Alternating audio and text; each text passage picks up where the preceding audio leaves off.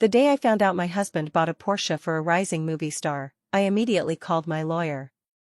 Send me the divorce agreement tonight, and divide the assets in the harshest way possible. His eyes bloodshot, he slammed the study door. That was just for show. Do you really not trust me that much? I threw the photos taken by the private detective in his face. How much is trust worth? I only trust what I can hold on to myself. After 10 years of marriage, I know exactly what kind of man a rich man is. Back then, he was so poor he couldn't even afford a wedding. Now that he's become a real estate tycoon, he thinks he can support a woman? Not a chance. When signing, he gripped the pen tightly, his voice hoarse. Lenny, you'll regret this. I took the signed agreement and laughed lightly. If I don't leave now, should I wait to be shorted by you and your mistress together? Until at the auction, he tore up the piece he won in public and dragged me into the lounge. I never touched her. Are you satisfied now? Watching him lose control, I reached for the faint ring mark on my ring finger. A selfish person never looks back. Even if my heart trembles painfully, I only trust the cold, hard numbers in my account. Porsche 911 Turbo S, top configuration. I read aloud the words on the invoice, my voice unusually calm in the overly spacious penthouse. The glaring number, 2,378,000 on the paper caught the eye. The name of the rising star Rue was signed in the buyer's column.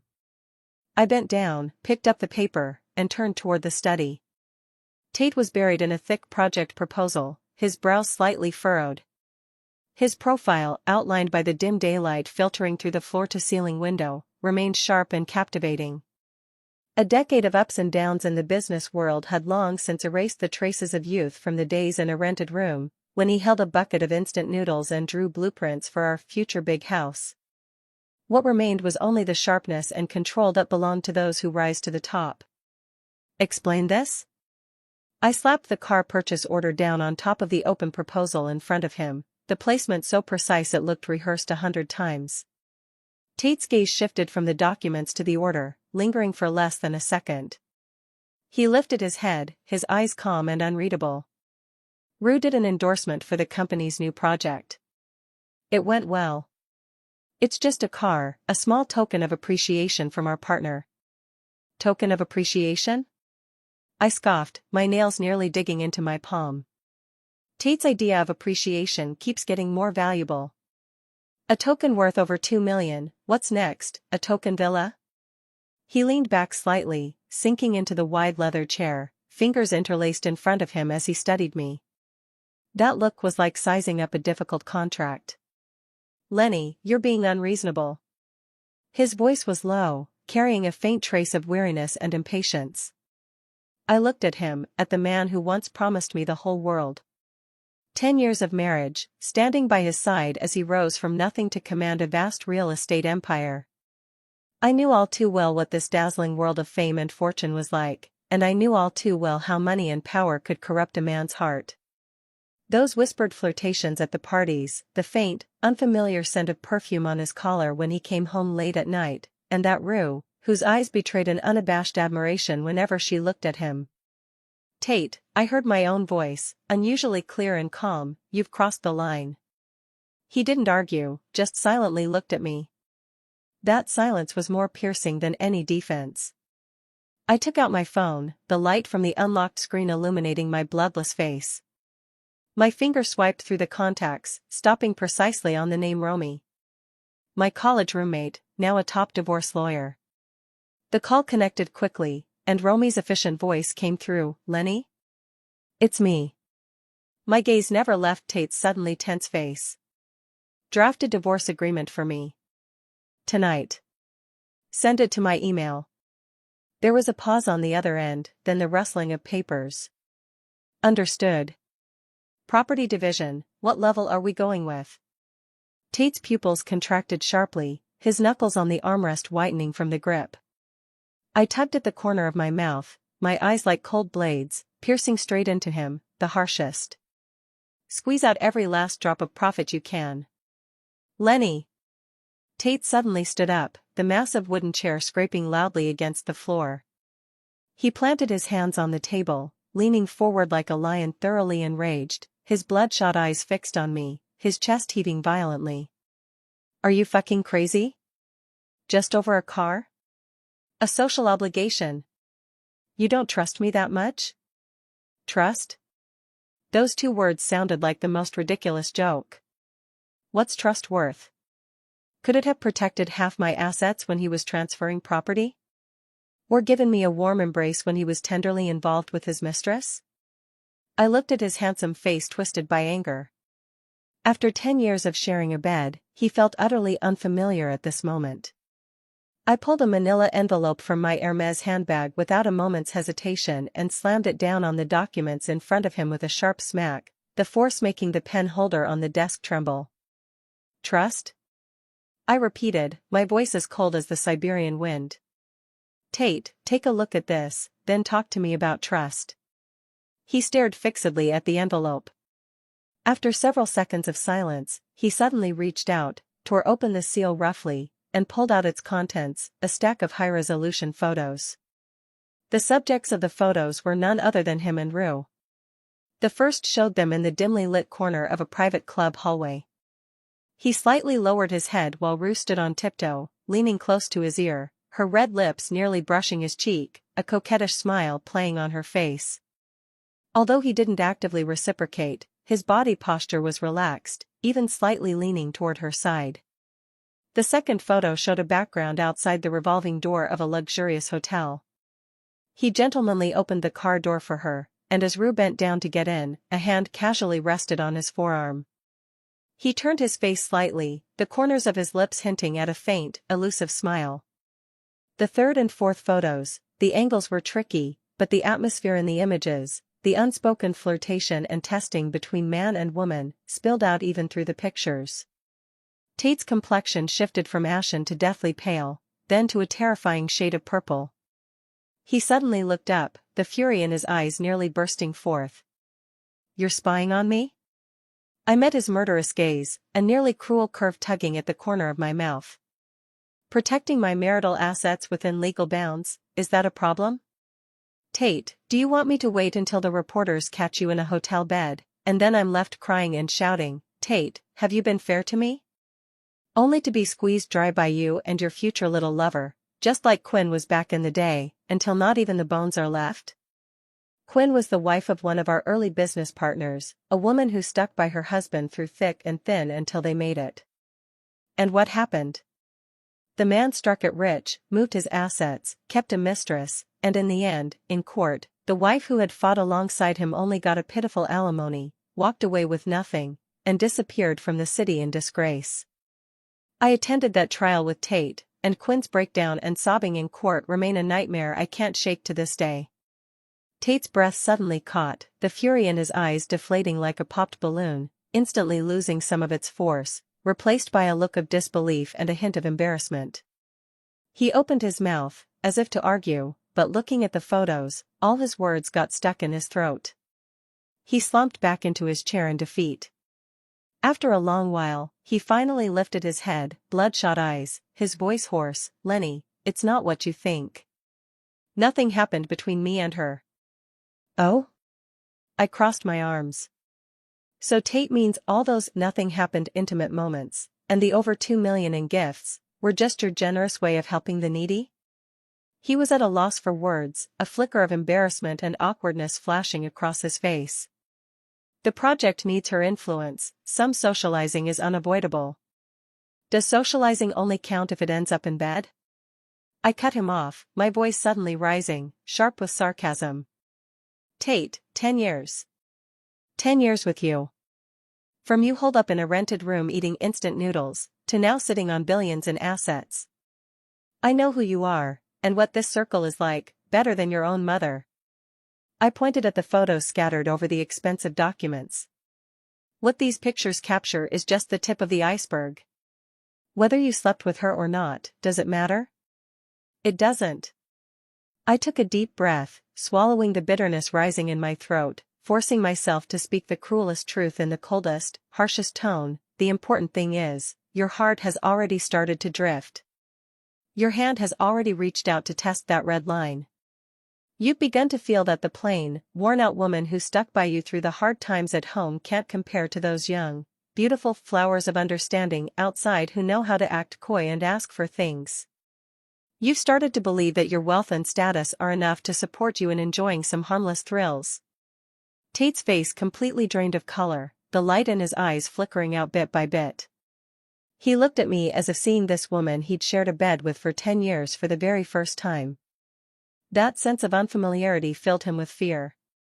So, I straightened my back, as if that alone could hold up my crumbling self. While you still feel even a little guilt toward me, while I still hold evidence that can hurt you, while I'm still young enough not to have become a second Quinn.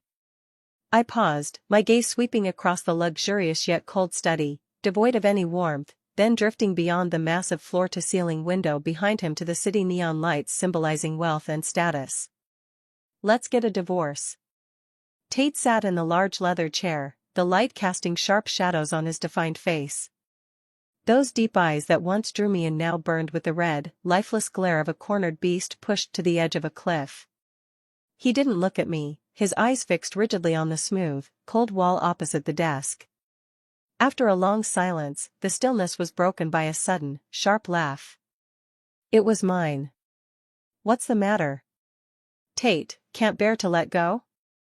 I tilted my head slightly, deliberately adopting an almost innocent tone, but my eyes were as cold as poisoned ice needles. Can't bear to lose me? Or can't bear to lose the half of the empire that's about to be taken from you? That sentence struck precisely at his most sensitive nerve. Tate suddenly lifted his head, the last trace of pain in his eyes instantly replaced by a surge of anger and a sense of utter exposure and humiliation. Lenny, he almost growled, his voice hoarse and rough, is that really how you see me? 10 years. 10 years as husband and wife. To you, it's all just about money? What else? I met his nearly fiery gaze without backing down. Should I talk about feelings?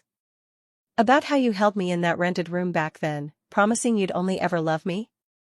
Or about how, after you made it big, you started thinking the wildflowers outside smelled sweeter? I stepped forward, both hands pressing down on the cold ebony table, my body leaning slightly forward.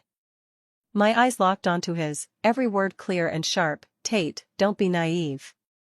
From the moment you silently allowed her to link her arm with yours, from the moment you kept those ambiguous messages from her without deleting them immediately, from the moment you signed that $2.37 million car purchase contract, between us, there was nothing left but debts, a rotten debt that needed to be settled.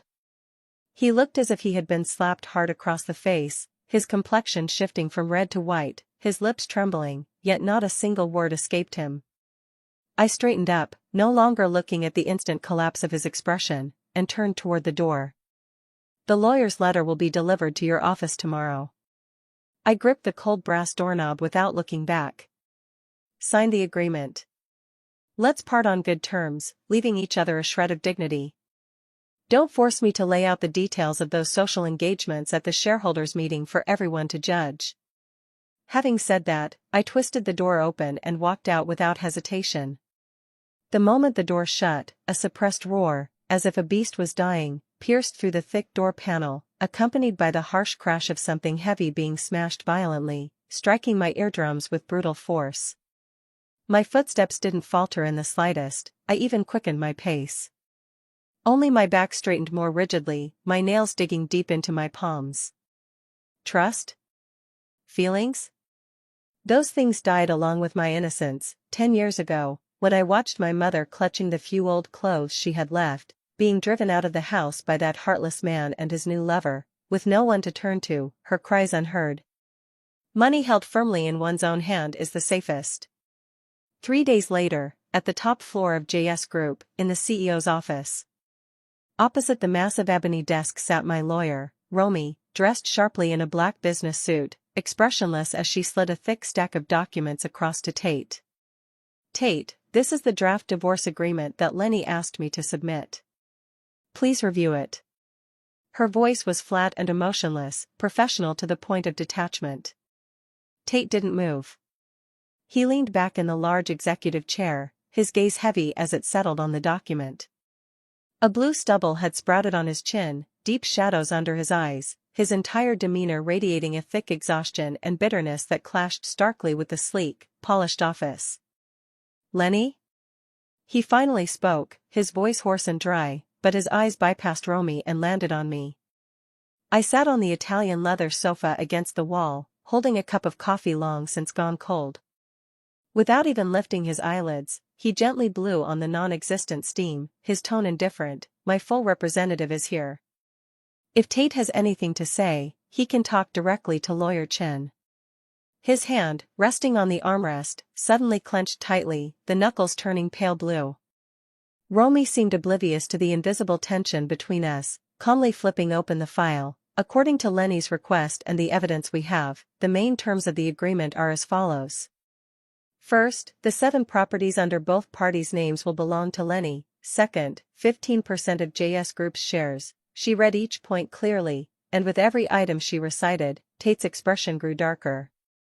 "And the 30% original equity of Deep Sea Capital, personally held by you, will be fully transferred to Lenny's name." After finishing the last point, Romy closed the folder and looked at Tate. "Tate, do you have any objections?" The office fell into a deathly silence. Tate slowly lifted his eyes, those bloodshot pupils fixed tightly on my face. Within them were anger, unwillingness, disbelief, and even a trace of hurt. "Deep Sea Capital," he almost gritted his teeth as he forced out the words, his voice terrifyingly low. "That was our first project. Lenny, that was our starting point. You want to take even that away?" The name Deep Sea Capital was like a stone thrown into stagnant water, stirring a faint yet sharp ripple deep within my heart. How many years ago was that? Back when he was just a penniless kid, and I foolishly believed that love could put food on the table. We squeezed into that summer sweltering, winter drafty rental in the urban village, huddled around the only second-hand computer, pulling countless all-nighters to piece together the investment model bit by bit. That project carried our earliest dreams and all our passion. My fingers tightened slightly around the coffee cup, but my face remained impeccably cold and indifferent. Starting point? I set the cup down with a soft clink, the sound strikingly clear in the silence. I looked up, finally meeting his gaze. "Tate, people can't always live at the starting line. Just like you long ago grew dissatisfied with that small investment firm and transformed into a real estate tycoon owning dozens of properties, didn't you? As for whether it's worth anything," I stood up and walked to the huge floor-to-ceiling window, turning my back to him as I looked down at the traffic and crowds below. "I don't know if it's worth anything now, but I do know this: it's my youth lost fee, my opportunity cost." I turned around, my eyes sharp as knives. "If I hadn't put in all my savings back then, even mortgaged my mother's old house to give you the startup capital, would you be where you are today? Tate, without me, you'd still be eating instant noodles in that rented room. 30%? I'd be generous to give you half. Compensation for lost youth? Opportunity cost?" Tate suddenly stood up, his tall figure exuding immense pressure, the chair sliding back with a harsh scraping sound. He slammed both hands heavily on the table, leaning forward, his eyes blazing red as if about to shoot fire. "Lenny, you're keeping score with me? In these 10 years, have I ever treated you unfairly, not given you everything you wanted? And now you're bringing this up?" Romy immediately stood up, professionally positioning herself half a step between me and Tate, her voice still calm. "Tate, please control your emotions. The property division plan proposed by Lenny is based on the marriage law and the actual contributions both parties made to the family, with ample evidence supporting its fairness. If you have objections to the terms, you may raise them." "Get lost." Tate interrupted Romy harshly, his gaze passing over her and locking straight onto me, his voice trembling slightly with intense anger. "Lenny, look at me. Tell me, have you been waiting for this day all along? Huh? Waiting for me, Tate, to climb high enough, get rich enough, so you can stab me hard?" My chest felt as if gripped tightly by an invisible hand, the pain nearly suffocating. Those nights we endured together, those winters we warmed each other in embrace, those foolish dreams we had for the future, countless fragments of memories flashed through my mind, only to be forcibly crushed down by the colder reality. I pushed aside Romy, who was blocking my way, stepped forward, and met his predatory gaze without a trace of fear. "Yes," I said firmly, my voice not loud, but like a hammer striking the stagnant air. "From the first time you came home in the middle of the night smelling of unfamiliar perfume, from the moment you started setting passwords on your phone away from me, from the moment your eyes looked strange when you glanced at that rue. I've been waiting for this day." My voice suddenly rose, sharp and desperate, almost hysterical. "Tate, I'm not a fool. And I'm definitely not some pathetic creature like Quinn, who gets kicked aside once she's drained of all value. I know all too well what men like you become once you have money. I know all too well the dirty tricks in this circle of keeping mistresses. Back when you were so poor you couldn't even afford a wedding, I married you. Now that you've made it big, you want to play this game?" I gasped for breath, my chest heaving violently, staring fixedly at his face frozen in an instant, each word pronounced like a verdict. No way, at all. The office was filled only with the sound of my rapid breathing. Tate stood there, as if all his strength had been drained in a moment, his tall frame swaying, barely steadying himself by gripping the edge of the desk. He slowly, very slowly, sank back into his chair. Then he picked up the heavy Mont Blanc gold pen on the desk, the tip hovering above the signature line of the divorce agreement, trembling slightly, the veins on the back of his hand bulging fiercely. Time ticked by second, until finally, as if he had exhausted his last ounce of resistance, his wrist slammed down heavily. He signed his name. After the final stroke, he seemed to lose all support, slumping back into the chair and closing his eyes. "Lenny," he spoke, his voice hoarse and weary, "you'll regret this." I looked at the signed name, and my heart stabbed sharply. But the next second, a stronger instinct overwhelmed that fleeting weakness. I stepped forward a few paces, and under Romy's slightly worried gaze, I snatched away the signed agreement from in front of him. I lowered my head, staring at the signature that seemed to pierce through the paper, confirming it was correct. Then, I lifted my eyes to the man who had closed his eyes, as if he had aged 10 years in an instant. "Regret?" I chuckled softly, raising the agreement still warm from his touch. "If I don't leave now, should I wait to be shorted by you and your carefully chosen rue, squeezed dry until not even the bones are left?" The moment my words fell, Tate's tightly shut eyelids trembled violently. A transparent drop, without any warning, rolled down from beneath his thick lashes and landed on the back of his hand, clenched into a fist resting on his knee. I clenched the agreement in my hand, turned around, and my high heels clicked crisply and resolutely on the smooth, cold floor as I walked step by step toward the door. I never looked back. 6 months later, at the Sotheby's autumn auction preview, I linked arms with Romy, weaving through the carefully arranged display cases. In these 6 months, I had quickly built my own capital empire with the huge fortune from the divorce settlement, investing in several promising tech companies and buying shares in a gallery with great potential. "Lenny, look at that." Romy gently tapped my arm, signaling me to look at an independent display case ahead. Inside, a brooch lay quietly. A platinum base set with a large sapphire as deep and mysterious as the heart of the ocean, proud and aloof. The label beside it was simple: Art Deco Sapphire Wave Brooch, estimated price, 8 million Hong Kong dollars, 12 million. My steps came to a halt. Not because of its value, but because it looked exactly like a picture I once showed Tate long ago when we were still crammed into that rental, pulling all-nighters in front of the computer. "Back then," I said, "so beautiful, like a frozen wave." He was too tired to keep his eyes open, mumbling, "Yeah, I'll buy you a real one someday." Somewhere deep in my heart, it felt like a sharp needle had suddenly pricked me, sending a sting of sharp, aching numbness. I instinctively raised my hand, fingertips gently brushing over the faint scar on my left ring finger, long healed, yet still carrying a subtle difference in texture. "Do you like it?"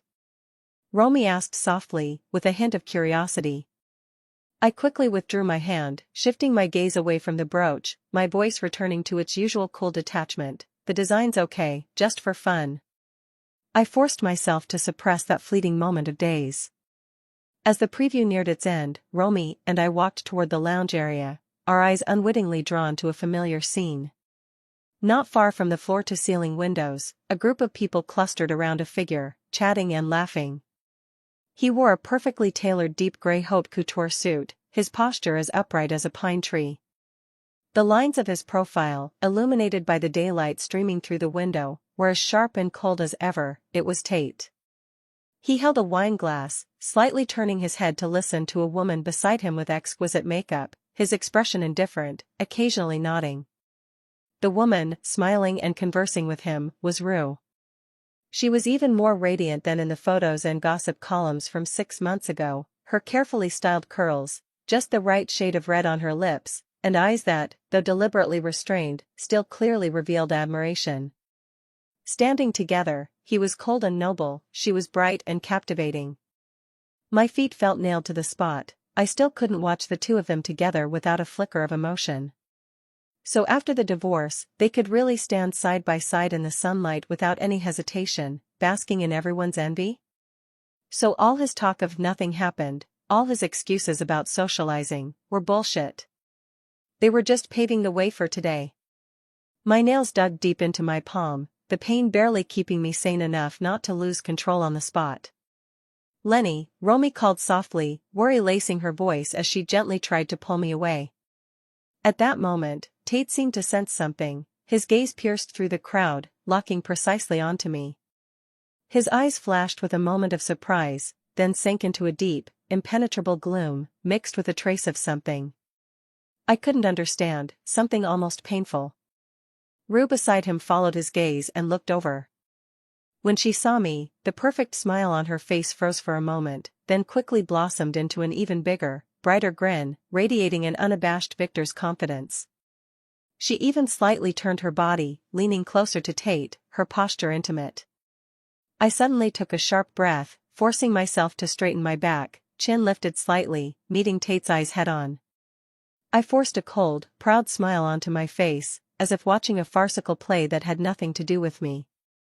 Then, resolutely, I turned away, refusing to look at that glaring scene any longer.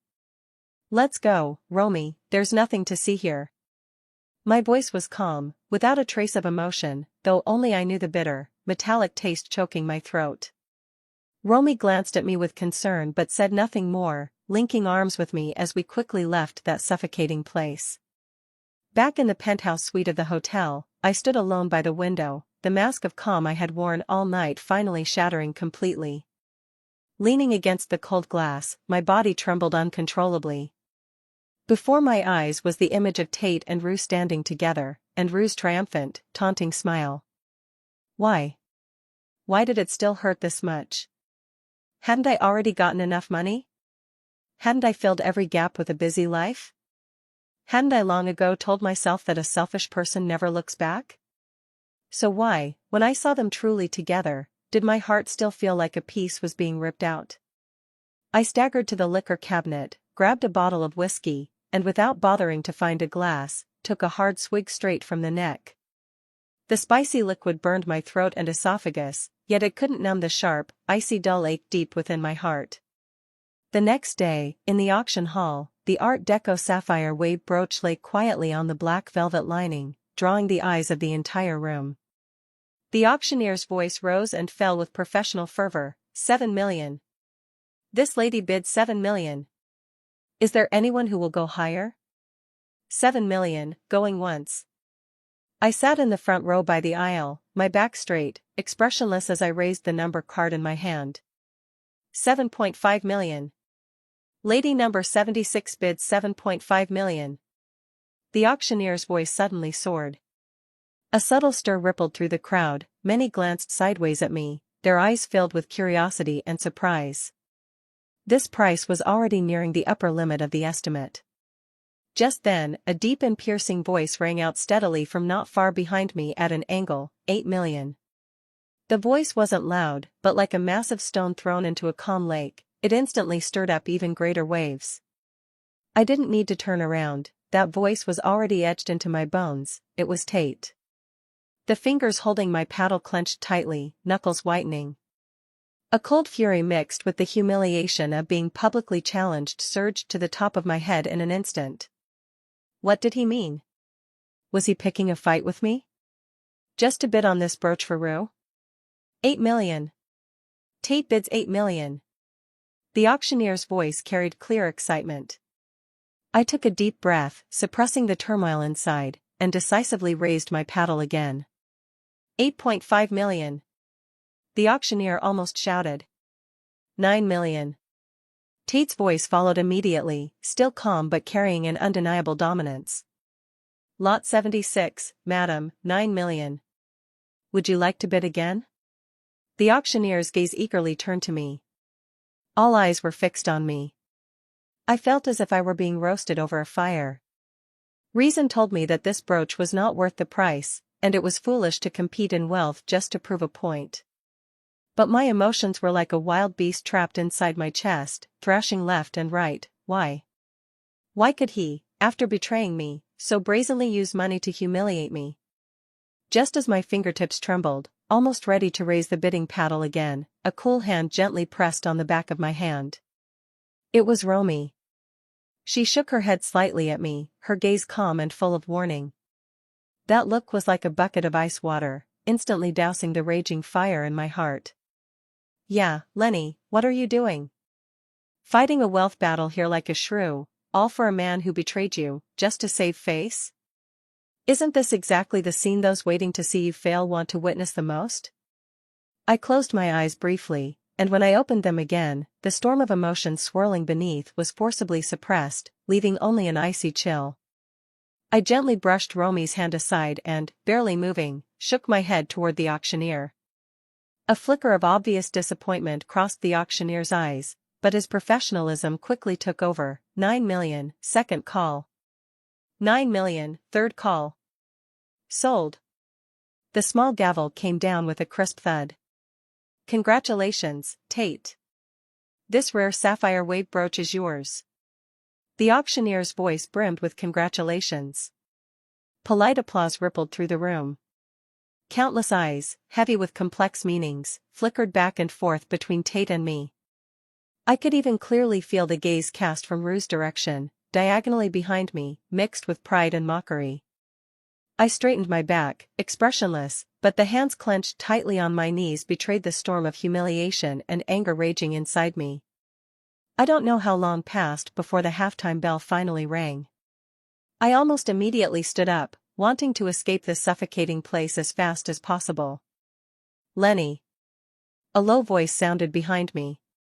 My steps came to an abrupt halt, my body instantly stiffened.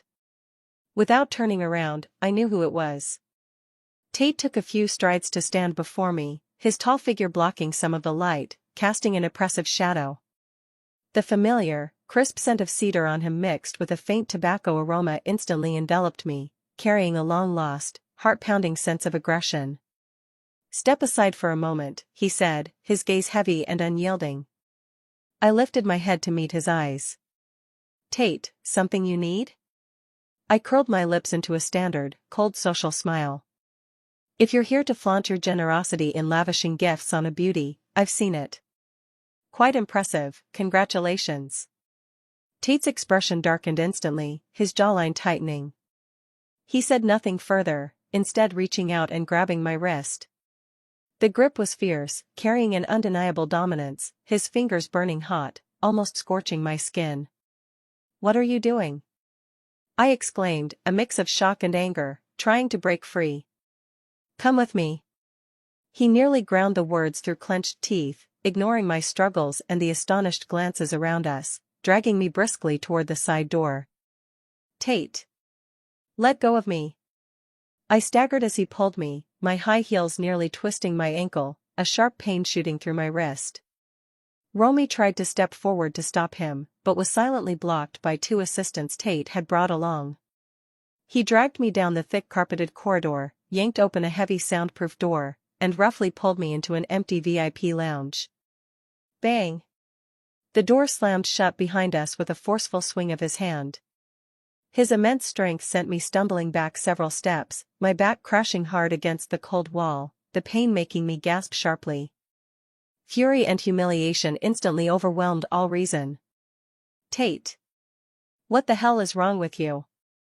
I rubbed my aching wrist, lifted my head, and shouted at him uncontrollably, my voice trembling slightly with anger and pain. Tate stood before me, his chest heaving violently like a beast thoroughly enraged and trapped. His bloodshot eyes locked onto me, the gaze seeming to want to tear me apart and swallow me whole. Am I crazy? He growled, his voice twisted by extreme restraint. Yes. I'm crazy. Driven mad by you, Lenny. He suddenly stepped forward, the overwhelming pressure nearly suffocating me. He stared deep into my eyes. Watching me stand with Rue, watching me bid on that damn brooch for her, you're so proud, aren't you? HM? Thinking you finally proved your theory? Thinking I, Tate, am a complete and utter bastard? Are you satisfied now? He abruptly raised his hand, pulling a small velvet box from his suit pocket and yanking it open roughly. Inside was the sapphire wave brooch that had just been won for a staggering 9 million. The next second, to my astonished eyes, he mustered all his strength and violently smashed the box along with the brooch inside it against the opposite wall. Crash! The expensive sapphires and diamonds collided with the hard wall, emitting a piercing shattering sound. The gems shattered, the platinum twisted and deformed, and the priceless artwork instantly turned into a chaotic pile of fragments scattered across the luxurious carpet. Are you satisfied now? He pointed at the pile of debris and shouted at me, his voice broken and desperate, bloodshot eyes glaring, Lenny. You better look clearly, damn it. I was stunned by his sudden, completely uncontrollable madness, staring blankly at the glaring mess on the carpet, then at the man before me who had utterly collapsed. Satisfied with what? My voice was harsh and dry, trembling slightly without me even realizing it. Satisfied that Tate is so rich and arrogant he can smash a $9 million thing just like that? Or satisfied that you've finally torn off your hypocritical mask? Mask? Tate laughed as if he'd heard the biggest joke in the world. He suddenly stepped forward, planting his hands heavily on the walls beside me, trapping me completely between him and the cold surface. He lowered his head, his scorching breath blowing onto my face, his blood-red eyes locking onto mine as if trying to peer into the depths of my soul. Lenny! Listen carefully. His voice was hoarse like a broken gong, each word dripping with raw pain, pounding mercilessly into my eardrums and shattering the fragile defenses around my heart. I have never touched her. Not even once. Are you satisfied now? Humph, I tugged at the corner of my mouth, letting out a short, sharp, bitter laugh. I summoned all my strength, trying to push away his immovable, heavy body, my voice twisted by extreme anger and suppressed trembling. Tate. Do you take me for a 3-year-old? Never touched her? Then why did you give her a Porsche? Never touched her, yet you're always seen with her? Never touched her, so why did you just spend 9 million on that brooch? For charity? My nails scraped across the fabric of his expensive suit, leaving faint scratches. Those photos are fake? Rue throwing herself at you is fake? Tate. The evidence is right in your face. And now you're telling me this? Do you think I, Lenny, am hopelessly stupid, or that your, Tate's, lies can reach the heavens? My voice rose higher and higher, nearly breaking free from my throat, turning into a hysterical scream. Tate's body swayed slightly under my frantic shoves and accusations, but his grip on my arm remained as ironclad as ever. He didn't shout back. Instead, he spoke in a hoarse voice, laden with endless exhaustion and self-mockery. The photos are real. My heart plummeted sharply, as if falling into a bottomless icy abyss. The socializing is real. The car, I signed for it. He admitted it plainly and decisively, each word like an ice pick stabbing into my heart. So what? I gritted my teeth, wanting to tear apart that hypocritical face of his. And now you come to tell me you're innocent? Tate, are you fucking split personality? Because she's your sister. Tate suddenly cut me off, his voice sharply rising, carrying a hoarse edge of desperation, like the wail of a wounded beast. My pushing motion froze midair, all my anger, all my questions stuck in my throat. I opened my mouth, staring in disbelief at the face so close before me, my mind utterly blank. Sister? Who? Rue? That rising star Rue? The Rue who smiled sweetly at him, her eyes full of affection? The Rue who linked arms with him, basking in the admiring gazes at the auction? She is my sister? What did you say? My voice was dry, trembling uncontrollably even to myself. Tate, you're so desperate to clear your name that you'd make up such nonsense? My mom only has one daughter. Where would I have a sister? Tate. To cover up your lie, you even stoop to such a despicable excuse. She's your dad's daughter. Tate's voice was resolute, heavy with an undeniable weight, like a boulder shattering my last bit of resistance. Piper's daughter. Rue is just a stage name. Her real name is Kiri. Kiri? That name, haunting my childhood memories like a nightmare. That sister who shares my father but not my mother, cherished by Piper and my biological father, used to constantly humiliate me and my mom. The one who wore pretty dresses, held like a little princess in Piper's arms, arrogantly driving me and my mom away, Piper? All those deliberately forgotten, unbearable memories about Piper and my cold, unfeeling father were instantly awakened. Tate looked at my face, drained of color in an instant, and the pain and turmoil swirling in my eyes, his own pain deepening in response. His arm trembling slightly as he leaned against the wall, his voice dropping low, carrying the weight of a difficult and weary explanation. Yes, I only found out later too. She changed her name and entered the entertainment industry. Your dad's company couldn't hold on a few years ago and was buried in debt. Rue needed resources, needed money, and your dad came to me for help. He paused for a moment, as if weighing his words, avoiding the more unbearable details. For the sake of you, for the sake of our past, I can't just stand by and do nothing. Being a spokesperson is the image the company needs, and it does have commercial value. So? I spoke, my voice hoarse and cold. So Tate telling me this now, what is he trying to prove? That he's innocent? That he's great? That he still cares about old ties? Or is he trying to tell me that for the past 6 months, acting like a madwoman guarding against you, scheming against you, and finally kicking you away, it was all my own fault? That's not what I mean. Tate hurriedly defended himself, reaching out to touch my shoulder, only to be sharply brushed off by me. Don't touch me. I snapped harshly. Tate, do you dare say you never felt a stir in your heart? Do you dare say you never enjoyed the ambiguous closeness with Rue? Since you know she is the daughter my biological father had with his mistress, why would you think I'd want you to help her? Don't you find your excuses ridiculous? I admit I'm not that carefree, I still love Tate. But Tate's desire to sneak around has always been a thorn in my heart. If I hadn't brought up the divorce, sooner or later Tate would have taken that step anyway. Tate no longer tries to touch me. He looks at me, his eyes filled with an unbearable pain and helplessness. I just want you to know the truth. Lenny, I never betrayed you, never. Maybe not before, but that doesn't mean it won't happen in the future. Tate, I can't trust you anymore, and I don't intend to marry again. I believe that in the end, time will heal everything, including my love for Tate. I did not remarry Tate, and Tate did not stay with Rue, he even cancelled his collaboration with Rue. He began, just like before, to refuse all unnecessary social engagements, leaving work on time to rest and follow after me. He said it was fine without a title, as long as he was allowed to be close to me.